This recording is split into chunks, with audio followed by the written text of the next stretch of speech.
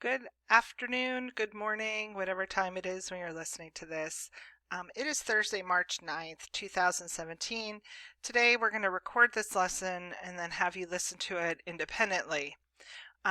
We are going to be doing Unit 10, Lesson 4, titled Despite the Polls. The reading was Chapter 28, pages 122 to 125. For tomorrow's class, you're going to be looking at Chapter 31, page 136 to 140. Remember, today is the last day that you can complete your Unit 9 test. After today, it will close. Our World War II projects are due tomorrow by 4 o'clock. You will have all day tomorrow to work on these things if you have not completed them, because tomorrow is an asynchronous work day and we do not have any live class sessions tomorrow.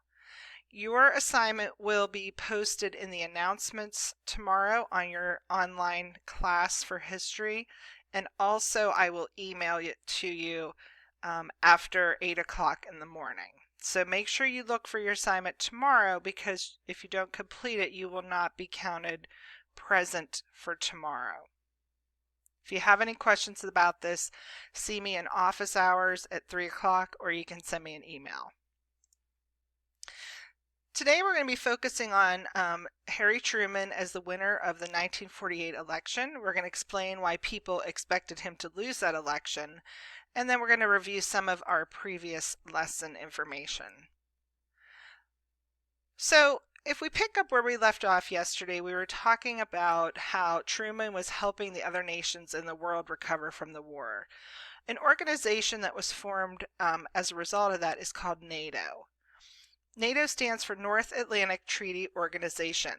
It was formed in 1949 as a response to the threat of the Soviet invasion into Western Europe. Remember, we talked about the Iron Curtain and how Truman is trying to prevent the spread of communism. So NATO was a European defense coalition and an alliance of a lot of countries who pledged to ensure the freedom and security of all of its members, and this still exists today. Our initial NATO members are listed here below. All of these countries were in the original NATO organization. And here's just a map that's showing those countries, and you can see primarily they are all in Europe with the exception of Canada and the United States. And this is the first time in U.S. history where the United States joined with other countries into some kind of a defensive alliance. And the agreement between these countries was, if any one of these countries is attacked by somebody else, we are going to treat it like we're all getting attacked. So it's one and all together. And the commander who ran this organization at its inception was Dwight Eisenhower.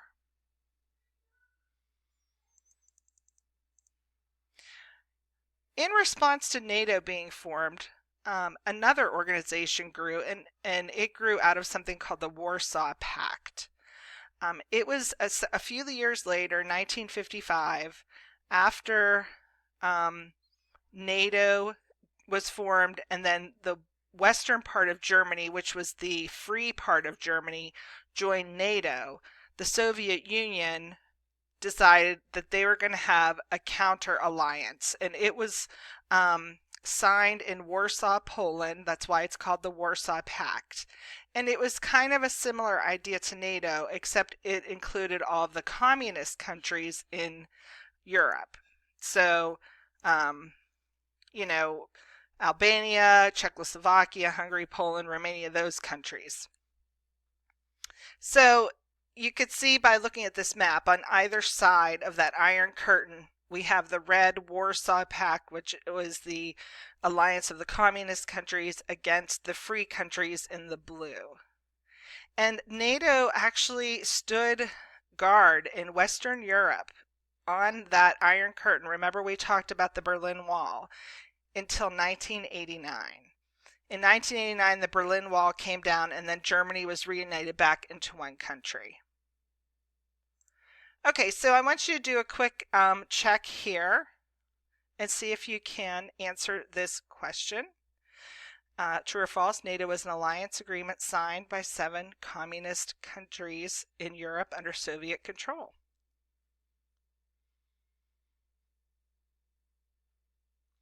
And actually, you should know that the answer to this question is false.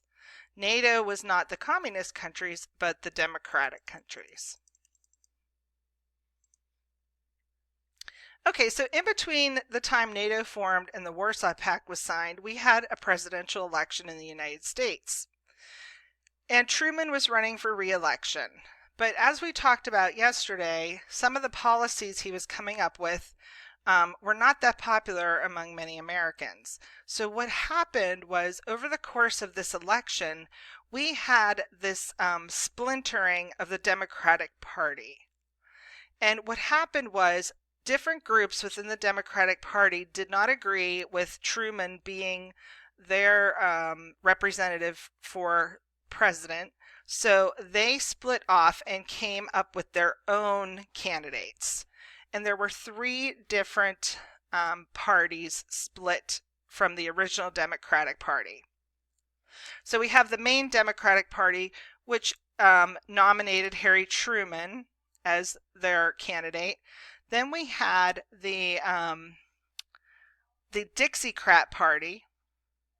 These were like the Southerners who didn't like those civil rights laws that he came up with. They nominated Strom Thurmond. And then on this side we had the Progressive Party, and they nominated Henry Wallace. So rather than having one candidate representing the Democrats, now they had 3. And the split, was due to many of the policies that Truman had come up with and people didn't like. Some communists didn't really support this anti-communist idea. They thought it was okay, or maybe didn't think it was as bad as what others thought. So going into the election, if we look at the Democrat versus the Republican, who do you think has a better chance of winning? If this party is split into 3 and they're going against one candidate, who has a better chance of winning? I mean, when we split it into 3, that also means we're splitting up the votes that these candidates would get. And, the way our presidential elections are, it goes on total votes. So it's possible that this is a good thing, and it's possible that it's a bad thing. What do you think? Well, actually, it ends up that the split in the party ends up hurting the Democrats and hurts Truman. Because instead of having one united group of people voting for one candidate, they have 3 different groups voting against each other. And they actually did some polls of people who read magazines and newspapers asking them who they thought would win. Everybody said they thought Truman would lose. So the Republican candidate was this Dewey guy, and they predicted that he would win with a landslide. There's no way he could lose. The Democratic Party's a mess, so the Republicans definitely are going to win. They were so sure they were going to win, they even planned their victory party ahead of time. Okay, let's take a break and see if we can answer this one. Everyone expected Truman to lose the election, true or false?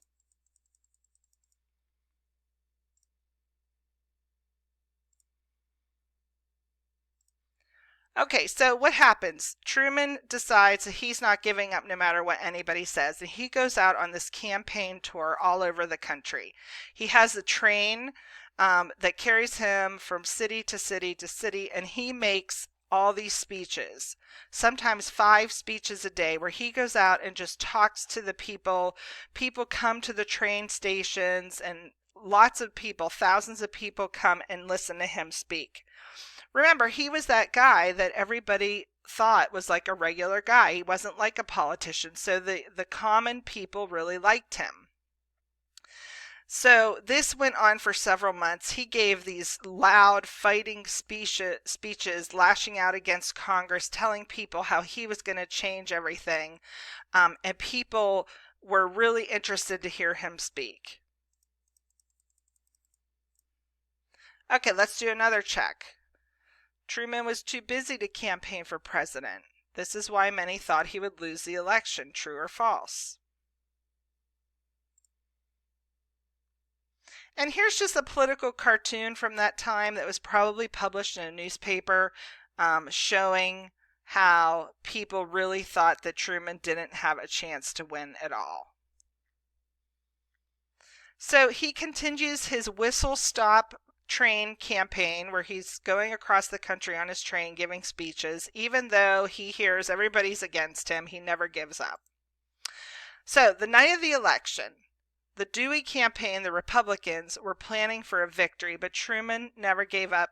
In fact, he said, "I just ate my ham sandwich and drank my buttermilk. I'm going to bed." Well, a couple hours later, the advisors come to his bedroom to wake him up.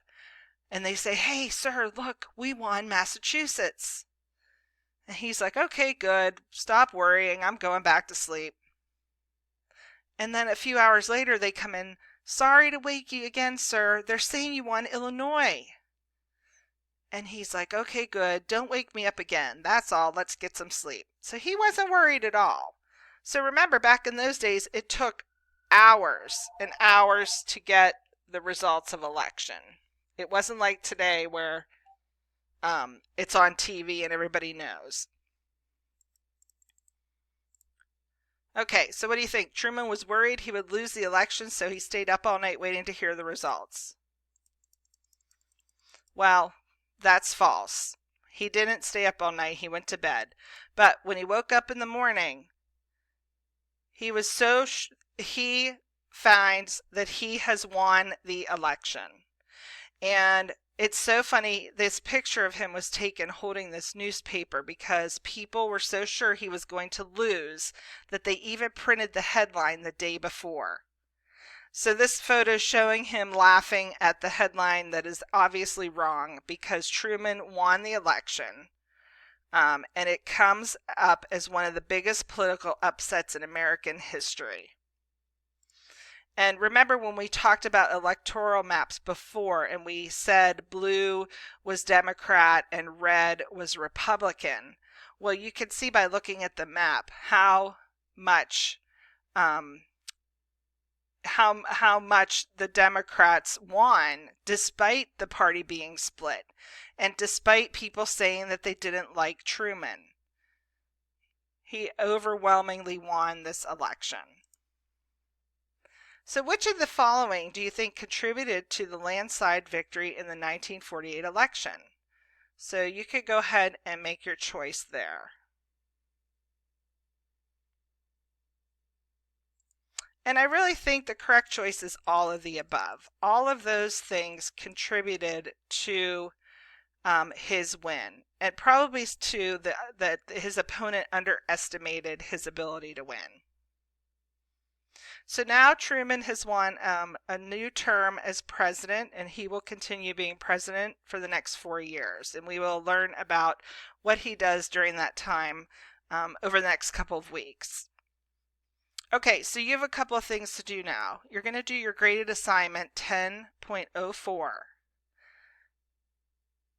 And today is the last chance to get 10.03 done. And remember, tomorrow we do not have live sessions. It's an asynchronous work day. You will check your email and your announcement first thing in the morning to find out what your assignment is for the day. The assignment that I sent to you will be graded, so you must complete it. And there's a couple other reminders down here for you. Tomorrow you will have time to work on your project. If you don't have it finished, just make sure you upload it to the Dropbox. Okay. Now tomorrow teachers will be in meetings all day, but if you do have a question, you can drop an email and we will try to answer you. That's it for now. Go ahead and begin your assignments.